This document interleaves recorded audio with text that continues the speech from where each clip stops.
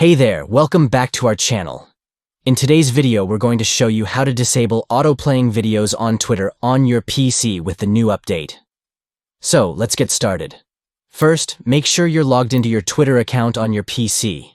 Once you're in, look for the More icon. It's usually located in the top right corner of the screen. Click on it to open up a menu of options. Next, find and click on Settings and Privacy from the menu. This will take you to a new page where you can customize your Twitter settings. On the Settings page, locate and click on Accessibility, Display, and Languages. This will bring up a new set of options related to how Twitter is displayed on your screen. Now look for Data Usage in the menu. Click on it to see the different data settings for your Twitter account. Under the Data Usage settings, you'll find an option for Autoplay. Click on it to open up the Autoplay settings.